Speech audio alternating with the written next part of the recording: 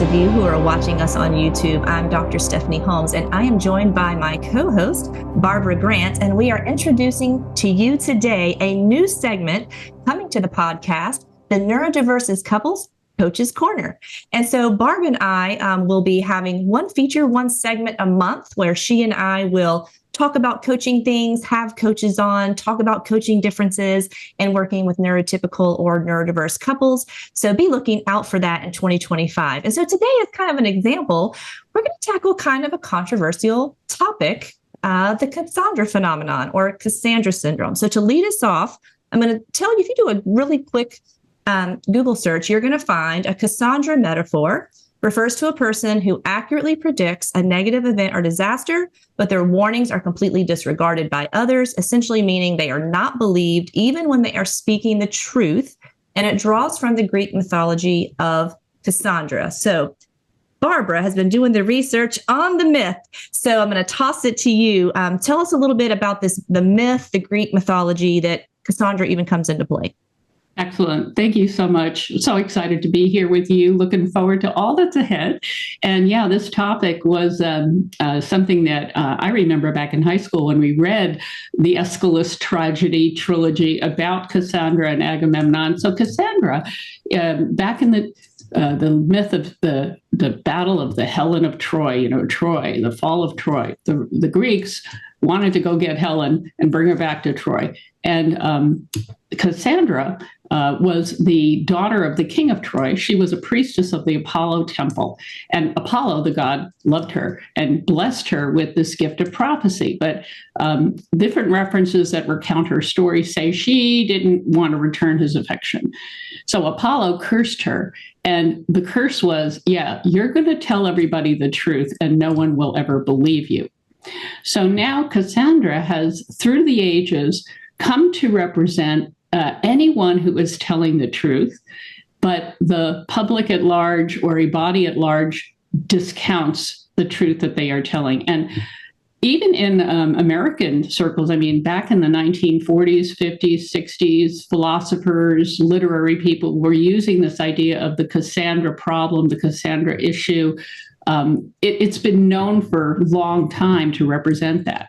And so how did it get attached to neurodiversity is that back in the 90s, when Asperger's started to become known as a separate diagnosis, right? It was no longer just autism, but Asperger's was in the DSM-4. It's no longer in the DSM-5.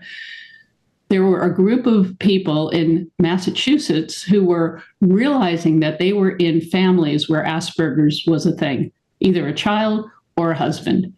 And these people created a group that was called the Families of Adults Affiliated with Asperger's Syndrome. So this group coined the term Cassandra phenomenon because as these women got together, they said, you get it, but no one else understands what I'm struggling with in my marriage. And the differences in communication, the struggles to understand each other, they were having a very unique experience. And they named it Cassandra phenomenon, which evolved to Cassandra Syndrome. Then Maxine Aston, back in the 90s and early 2000s, used the term to call it the Cassandra affective deprivation disorder. And she wanted to kind of really explore how it was similar to complex PTSD of long-term suffering in, being deprived of attention and affection and all that.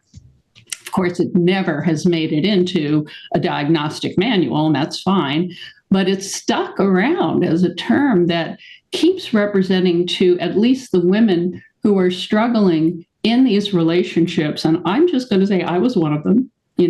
Back when I was discovering autism in my second marriage and had already known it was in my first, and I came across this term and read what it was, what it meant, I totally identified with that experience. So Cassandra always was about describing the experience I had that no one understood what I was experiencing. My pastors, the marriage family therapist never saw the autism. Nobody saw it. Nobody could put their finger on it.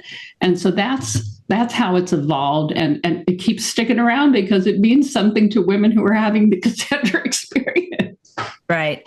And it's gotten turned into, some people call it hate speech. And we're going to talk about how that's, yes, there was the group, the Faust.org, which is no longer around. We'll talk a little bit about how they went from a shared experience to sharing some things that were inappropriate and hateful toward the autism community.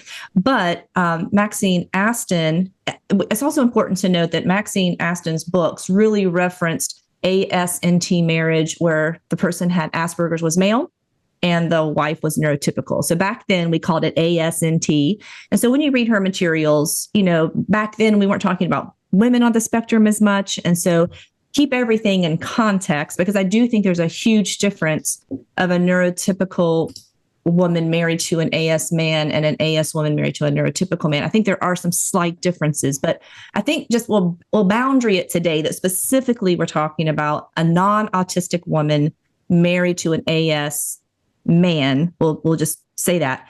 And that we do not believe as coaches that when a couple comes to us or someone comes to us, that neurodiversity is the only issue in the marriage. Absolutely not. We are not blaming autism or the neurodiversity for all of the marriage issues. We say that. I say it on several podcasts. So you don't need to send me a comment in this YouTube video because that's not what we're saying. So let's kind of talk about some more about how we mean it. Because again, the term evolved, and that Faust.org, which is gone now, because they were saying things like autistic people shouldn't be parents. They shouldn't be allowed to procreate, offering legal help, to help neurotypicals get full custody, telling people if you're involved with someone on the spectrum, run, get out, you will be miserable. So it went from a shared experience to a very negative community, and such that it is no longer on the website. So that's gone. That is kind of where the hate speech negative piece came from. But again, in our kind of cancel culture, it's like, okay, well, because it stemmed from there, we're canceling all of it. It's all, it doesn't mean anything anymore. And so there's been redefining. So as you were talking about it, it's about someone who's telling the truth and is not believed. And then also broader, someone who's predicting events who isn't believed and then is blamed for the bad thing that happened, even though I said this is what's going to happen. So I think that's how you and I see it. So talk a little bit more about, specifically, because you lead Cassandra recovery groups. So what would be the purpose of a non-autistic woman coming to your group who, I feel like I have this Cassandra thing and I want to be in the group? What would your group be covering to help them? Well, first off, I'll say that when the women's tendencies to come together in groups to help each other with problems is like myriad all across our culture, right? My daughter just had a baby, and all she is doing is talking to all her baby mom girlfriends, and they're sharing all the links and the websites, and what do I do about this, and how do I get my baby to sleep longer? And so women just do this. When they have a problem, they really want to collectively share and improve how they're doing their part of whatever it is they're trying to do. Okay, it's not bitching groups, bitch sessions at all. Very constructive, very helpful groups, a support group. So that's kind of what we do in the area of Cassandra groups that I'm working with. I let everyone know that this is not a husband bashing group. We are not going to sit around and complain about our situations. We are going to honestly say what we're struggling with, and then right away, we're going to look at what we can do as godly Christian women to feel this, understand it, have appropriate expectations, learn ourselves to look at our opportunities to be kinder, gentler, more compassionate, more empathetic, more patient. How can we get some of the emotional support that maybe we're lacking at times in the marriage or in the relationship outside, with it out being an affair or, something that is not a godly thing. And just to be validated that, you're having this problem too. When people have a specific health challenge that's very unique and has specific problems of how to recover, how to go through chemo and how to lose your hair and where to buy a wig. And, women help each other with those things. And they don't sit around blaming the health issue. They say, what can I do through this problem to be stronger and better, and then maybe even to help somebody else? So that's kind of what we do. And we also pray a lot for each other, for our husbands, our families.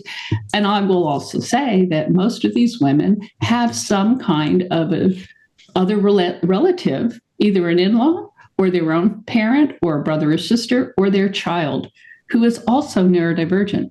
And this helps us become better in relationship with anyone who is neurodivergent. Some people in the group are neurodivergent themselves on maybe an ADHD level, not so much an autism level.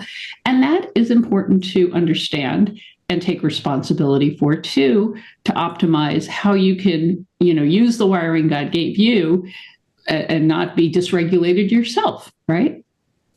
Absolutely. And I think listeners, those watching on YouTube, if you've watched some of my other things, and we've talked about the 4 elements of growth and change through Dr. Wilder. Joy, meaning being in a space that I'm happy to see you. That's what a group can provide. 2, this Hesed, I'm for you. Maybe other people out there are not for you, but I'm here to be for you.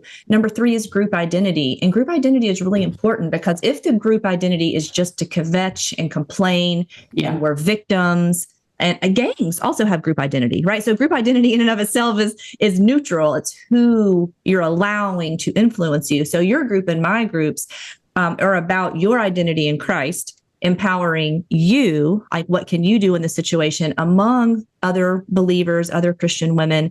And then step 4, there might be healthy correction. Mm-hmm. What can I do to change? And that might be setting a boundary versus allowing or enabling someone to continue to sin against me. So for us, that's how we run our groups. That doesn't mean that's how all groups out there run, but those who are recommended through NeuroDiverse Christian Couples, that's what all of us are committed to, is really bringing people back to their Jesus-centered identity. And in the Cassandra group, it's a shared experience that your women have. And it's usually kind of at the beginning of like, it's just been found out or newly suspected, or right. I'm trying to get my husband to understand. I'm trying to get the pastor to understand. My research shows that the average person goes through 5 to 7 clinician, counselor, clergy before they find someone. That's a lot of money. That's a lot of expense. And that's a lot of heartache and pain for both people. Yes. For both people. It is exactly that. Yeah. And I do think too, because I've known some of these women for several years, and they have become so strong in their marriages, so enduring, so resilient.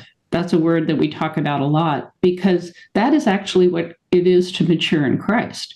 And this is what God has planted us in, as a place of growth, not of, fear or blame or shame or hiding or going into an addiction or having an affair, but in the place that God has planted you to make the most of those opportunities, and, and to take yourself to task and let the Lord, and to rely on the Lord daily. And many women are finding, wow, I'm a believer. I was always a believer, but I am in a need now to walk with Christ, to be in the Word, to put grace on so I can give it to my husband. It really takes up our game or the depth of intimacy that you can have in Christ. And that's what I mostly want to support in this group. It's within this context of being in neurodiverse marriages, are we really getting closer to Christ?